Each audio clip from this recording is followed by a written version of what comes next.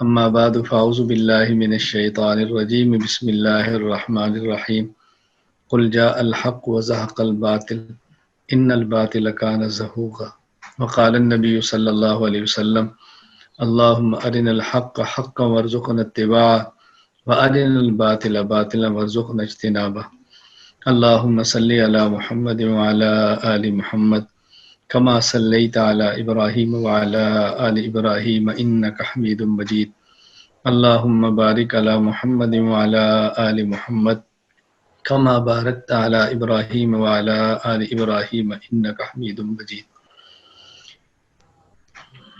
حضرت موسیٰ علیہ السلام نے اللہ تعالیٰ سے 3 دعائیں مانگی اور یہ دعائیں وہ چیز دعا میں مانگی ہیں جو ہر داعی، مبلغ اور واعظ کی ضرورت ہے۔ نمبر 1 اشرح لی صدری، نمبر 2 یسر لی امری، نمبر 3 احلل عقدۃ من لسانی۔ پہلی دعا یہ مانگی کہ یا اللہ مجھ پر میرا کام کھول دے۔ دوسری دعا مانگی اے اللہ میرے کام کے لیے مجھے اسباب اور وسائل عطا فرما دے۔ تیسری دعا مانگی کہ یا اللہ جو میرے دل میں ہے میں زبان سے بیان کروں، مجھے اس کی طاقت اور صلاحیت عطا فرما، میری زبان میں فصاحت عطا فرما۔ کیوں؟ یفقہوا قولی، تاکہ لوگ میری بات کو سمجھ سکیں۔ معلوم ہوا کہ داعی اور مبلغ کی بنیادی 3 ضرورتیں ہیں۔ جس بات کی دعوت دیتا ہے وہ اس پر کھلا ہو، وہ کام اس پہ کھلا ہو، شرح صدر ہو۔ نمبر 2 اس کے لیے اسباب اور وسائل میسر ہوں۔ نمبر 3 اظہار ما فی الضمیر کی صلاحیت اور طاقت ہو۔ کیوں؟ یفقہوا قولی، تاکہ لوگ بات سمجھیں۔ میں ایک بات آپ کو سمجھانا چاہتا ہوں، تب سمجھا سکوں گا جب وہ بات مجھے خود سمجھ آئی ہو۔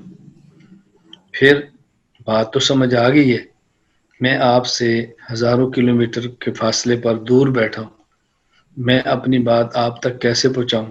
اس کے لیے مجھے اسباب اور وسائل چاہیے تاکہ آپ میری بات سن سکیں، آپ مجھے دیکھ سکیں۔ نمبر 3 مجھے بات سمجھ بھی آ گئی ہے، میرے پاس اسباب بھی ہیں، اب میرے پاس زبان بھی ہونی چاہیے کہ جو بات میرے دل و دماغ میں ہے وہ آپ کو سمجھا سکوں۔ آپ الحمدللہ علماء ہیں، فارغ ہیں، جامعات سے فارغ ہیں، آپ کا تعلیم کے اعتبار سے آخری سال ہے، پھر آپ مرکز میں تشریف لائے ہیں۔ سب سے پہلی بات یہ سمجھیں کہ مرکز کا کام کیا ہے۔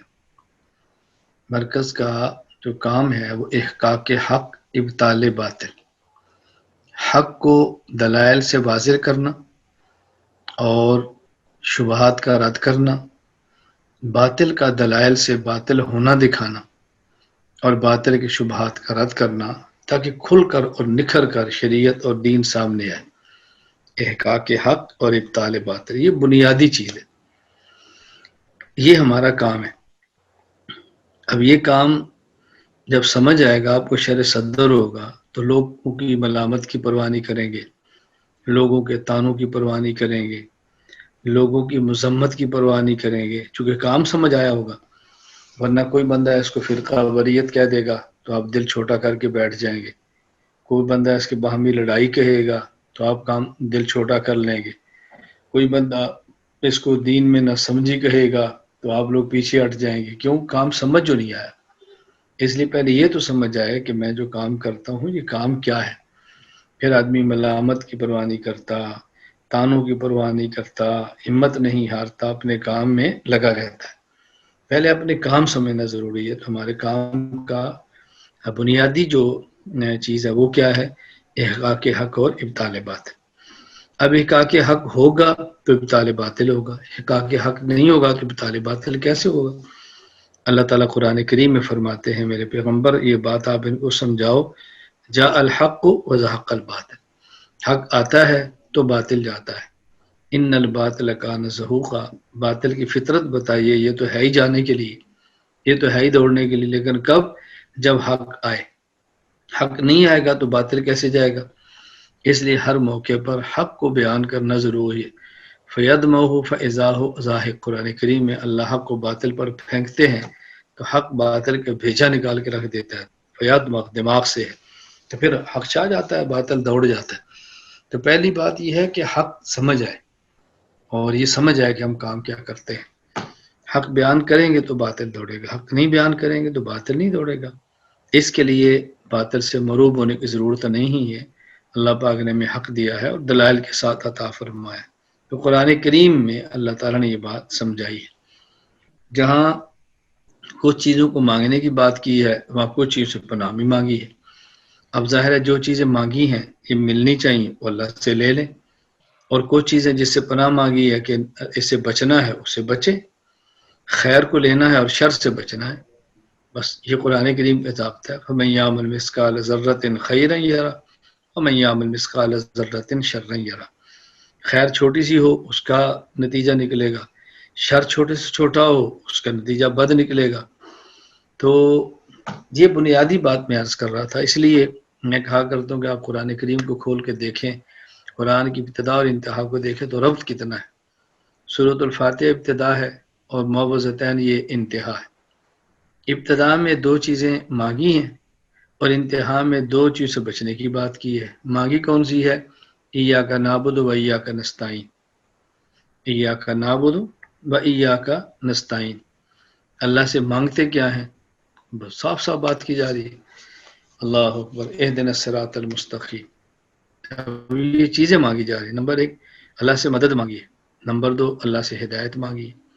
پہلے اپنا تعلق بتایا، الحمدللہ رب العالمین تعریف کی ہے، الرحمن الرحیم تعریف کی ہے، مالک یوم الدین تعریف کی ہے.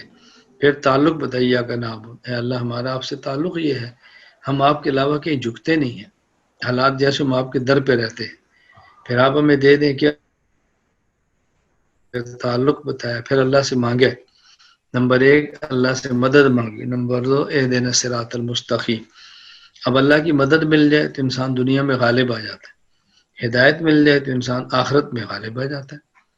تو عزت ملتی ہے دنیا میں اگر اللہ کی مدد آ جائے، آخرت میں ملے گی اگر انسان کو دنیا میں ہدایت ملی ہے. اور پناہ کس سے مانگی ہے؟ قل اعوذ برب الفلق. اور خناس کی شر سے بچیں تو آخرت اچھی ہے. تو دیکھیں کچھ مانگی ہیں یہ ملنی چاہیے، کچھ سے پناہ مانگی. ابتدا اور انتہا میں کیسا عجیب ربط ہے قرآن کریم کے اندر. جو چاہیے وہ شروع میں ذکر کیا، جس سے بچنا ہے وہ آخر میں ذکر کیا. استاد بیٹے کو، شاگرد کو کہتا ہے، باپ بیٹے کو کہتا ہے، حکیم مریض کو کہتا ہے بیٹا یہ کھایا کرو، اس سے بچا کرو، یہ کام کر لو، یہ نہیں کرنا. تو اللہ تعالیٰ نے بات سمجھائی ہے کہ یہ کرنا ہے یہ نہیں کرنا، یہ تمہیں چاہیے اس سے تم نے بچنا ہے. تو احقاق حق ابطال بات یہ ہمارا عنوان ہے. ایک بات تو یہ سمجھے. دوسری بات یہ سمجھے کہ رسول اکرم صلی اللہ علیہ وسلم تو تمام امور میں کامل اور مکمل تھے. آپ کے جو شاگرد تھے صحابہ کرام رضی اللہ عنہم مجمعین، ان کا پھر آگے مزاج مختلف تھا. ان میں ایک صحابی تھے حضرت حذیفہ بن یمان رضی اللہ تعالیٰ عنہ. ان کا مزاج کیا تھا؟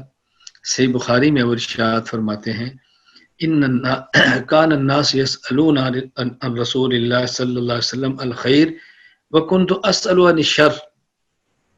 صحابہ کرام جو دوسرے ہیں وہ رسول اللہ صلی اللہ علیہ وسلم سے خیر کی باتیں معلوم کرتے تھے اور میں آپ سے شر کی باتیں معلوم کرتا تھا. صحابہ خیر کی باتیں پوچھتے اور میں شر کی بات پوچھتا. وہ خیر کیوں پوچھتے؟ تاکہ حاصل کرے امت میں پھیلائیں. میں شر کی بات کیوں پوچھتا؟ تاکہ اس امت کو بچاؤں. تو صحابہ کرام کا عام مزاج کیا ہے؟ خیر لو تاکہ پھیلا دو اور شر سمجھو تاکہ امت کو اس سے بچا دو. تو یہ حذیفی مزاج ہے، فتنوں کو پڑھنا، فتنوں کو سمجھنا تاکہ امت کو فتنوں سے محفوظ رکھا جائے. یہ حذیفی مزاج ہے. تو صحابہ کرام رضی اللہ تعالیٰ عنہ مجمعین میں سے بطور خاص جو فتنوں کے متعلقہ فن تھا وہ اللہ کے رسول صلی اللہ علیہ وسلم نے حضرت حذیفہ کو دیا ہے. فتنوں کے متعلقہ معلومات رسول اللہ صلی اللہ علیہ وسلم نے حضرت حذیفہ کو دی. تو یوں سمجھیں کہ جو ہمارے والا کام ہے یہ حذیفی کام ہے، اور اس کام پر اعتماد کتنا ہے. حضرت عمر رضی اللہ تعالیٰ عنہ مدینہ منورہ میں جنازہ آ جاتا ہے تو حضرت عمر رضی اللہ تعالیٰ عنہ پوچھتے ہیں کہ حذیفہ مدینہ میں ہیں؟ جی ہیں. اس جنازے کے اندر آئے ہیں؟ جی نہیں آئے. فرمایا میں جنازہ نہیں پڑھوں گا. یعنی حضرت عمر رضی اللہ تعالیٰ عنہ فتنے کے متعلق معلومات رکھنے والے شخص پر اتنا اعتماد کرتے کہ جس کو وہ فتنہ سمجھتے عمر بھی فتنہ سمجھتے. تو یہ حضرت عمر رضی اللہ تعالیٰ کا مزاج ہے. تو اب دیکھنے میں حضرت عمر رضی اللہ تعالیٰ علم میں بڑے ہیں، مقام مرتبہ میں بڑے ہیں. حضرت حذیفہ عمر رضی اللہ عنہ کی نسبت علم اور مقام میں چھوٹے ہیں، لیکن چونکہ فن اس کا تھا اس لیے حضرت عمر رضی اللہ تعالیٰ عنہ اس فن میں حضرت حذیفہ پر اعتماد کرتے تھے. تو یہ مزاج حذیفی ہے کہ امت کو شر سے بچانا. اس کو بھی اچھی طرح سمجھ لیں. حضور اکرم صلی اللہ علیہ وسلم اللہ تعالیٰ سے دعا مانگتے ہیں، اللہم ارنا الحق حقا وارزقنا اتباعہ وارنا الباطل باطلا وارزقنا اجتنابہ. اے اللہ ہمیں حق کا حق ہونا دکھا دے اور پھر حق کو ہمارا رزق بنا دے، اتباع حق کو رزق بنا دے. باطل کا باطل ہونا دکھا دے اور اجتناب باطل کو ہمارا رزق بنا دے. تو رسول اکرم صلی اللہ علیہ وسلم تو اللہ سے دعا مانگ رہے ہیں ہمیں حق کا حق ہونا دکھا دے، باطل کا باطل ہونا دکھا دے. تو معلوم ہو کہ ایسی محنت کرنا جیسے حق کا حق ہونا نظر آئے اور باطل کا باطل ہونا نظر آئے، یہ رسول اکرم صلی اللہ علیہ وسلم کی دعا ہے. تو جو کام ہم مرکز میں کر رہے ہیں یہ وہی کام ہے جس کی رسول اللہ صلی اللہ علیہ وسلم نے خود دعا مانگی ہے کہ اللہ یہ چیزیں مجھے نعمت عطا فرما، حق کا حق ہونا دکھا، باطل کا باطل ہونا دکھا، پھر حق کی اتباع کی توفیق عطا فرما اور آہستہ اجتناب کی توفیق عطا فرما. یہ اللہ کے نبی نے دعا مانگی ہے. تو میں نے اس لیے قرآن کریم کی آیت پڑھی ہے، پھر اللہ کے نبی کی دعا آپ کو سنائی ہے، پھر صحابہ کا مزاج بتایا ہے. چوتھے نمبر پہ ہمارے حضرات اکابر کا مزاج دیکھیں. ہمارے یہاں بر صغیر میں خصوصاً پوری دنیا میں عموماً جو دین شکل اور عقل صحیح شکل سے عقل کے ساتھ دنیا میں نظر آتا ہے، یہ حضرت شیخ الہند مولانا محمود حسن کی محنت. شکل اور عقل یعنی فکر بھی ٹھیک ہو، نظریہ بھی ٹھیک ہو، شکل و صورت بھی ٹھیک ہو. یہ دو چیزیں جب آپ پوری دنیا میں گھومیں گے تو میں دیانت کے ساتھ کہتا ہوں حضرت شیخ الہند سے منسوب دیوبندیت کے علاوہ شاید آپ کو کہیں نظر آئے. جبال علم ہوں گے، داڑھی نہیں ہوگی. جبال علم ہوں گے، سر سے ننگے ہوں گے. مطالعہ بہت وسیع ہوگا، پینٹیں شرٹیں پہنی ہوگی. تو آپ حیران ہوں گے اس بات پر یار یہ کیسے لوگ ہیں. لیکن شیخ الہند رحمۃ اللہ علیہ سے منسوب جو لوگ ہیں وہاں علم بھی ہے اور عمل بھی ہے، شکل بھی دینی ہے، عقل بھی دینی ہے. کہیں شکل دینی نہیں، کہیں عقل دینی نہیں. تو صحیح شکل سے عقل کے ساتھ جو دنیا میں آپ کو نظر آئے گا یہ شیخ الہند محمود حسن دیوبندی رحمۃ اللہ علیہ کی محنت کا نتیجہ ہے. ان کی محنت حضرت تھانوی ہے، ان کی محنت حضرت مدنی ہے، ان کی محنت حضرت مفتی کفایت اللہ دہلوی ہے، ان کی محنت مولانا الیاس رحمۃ اللہ علیہ ہے، ان کی محنت علامہ کشمیری رحمۃ اللہ علیہ ہے. جو سب ان کی محنت کا نتیجہ تھے. تو میں صرف گزارش کر رہا ہوں کہ ہمارے اکابر علماء دیوبند کا یہ مزاج ہے، یہ مزاج ہے.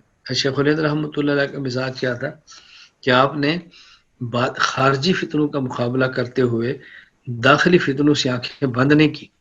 یعنی جب ان کی جنگ قادیانیت سے ہے، ان کی جنگ انگریز سے ہے، تو انہیں سب کو ساتھ ملا، ہندو بھی ساتھ ہے، ہر کسی کو ساتھ رکھے. لیکن جب اس ساتھ رکھنے کے نتیجے میں کسی نے کوئی کوشش کی ہے حملہ کرنے کی تو شیخ الہند نے اس کا جواب بھی دیا. آپ کے علم میں ہے کہ جب محمد حسین بٹالوی نے کتاب لکھی ہے تو اس نے ایک کتاب لکھی اور اس کتاب میں فی مسئلہ غالباً ₹1 10 انعام لکھا. یعنی 10 اس نے مسائل کا اشتہار چھاپا، جس کا جواب دے گا میں اس کو اتنا انعام دوں گا. اس نے کتاب لکھی ہے. اب وہ حضرت شیخ الہند رحمۃ اللہ علیہ ان کا جواب دے رہے ہیں ادلہ کاملہ کے نام پہ. پھر اس نے ادلہ کاملہ کا جواب دیا شیخ رحمۃ اللہ علیہ کو، مفتاح الادلہ غالباً.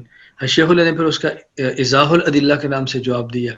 آج اس کا دنیا میں جواب غیر مقلد نہیں دے سکتے.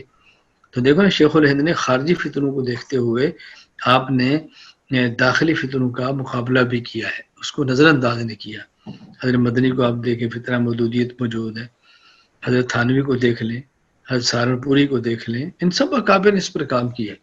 اس لیے فتنوں کا تعاقب کرنا یہ قرآن کریم میں ہے، رسول اللہ صلی اللہ علیہ وسلم کے معمول میں ہے، صحابہ کرام رضی اللہ عنہم مجمعین کے مزاج میں ہے، اور ہمارے اکابر علماء دیوبند کثر اللہ سوادہم کی طبیعت کا حصہ ہے. تو یہی کام ہم نے اپنے ذمے لیا ہے، سوچ سمجھ کر لیا ہے، ایسے بے سمجھی میں نہیں لیا. اور ہمت کے ساتھ لی ہے، تو اللہ تعالیٰ ہمیں یہ کام کرنے کی توفیق عطا فرمائے۔ اس کام کرنے سے پہلے اس کام کا بیٹا سمجھنا ضروری ہے۔ میں اس لیے کہتا ہوں کہ آپ شرح صدر سے اس کام کرو، تو کریں گے نا بھی انشاءاللہ العزیز۔ کچھ بات سمجھ آ گئی آپ کو کہ نہیں؟ ہاں، بس یہ تخصص کا بنیادی مقصد یہی ہے کہ ان باتوں کو سمجھو اور آگے اس کو پھیلانے کی کوشش کرو، دل چھوٹا رکھو، دل بڑا کرو۔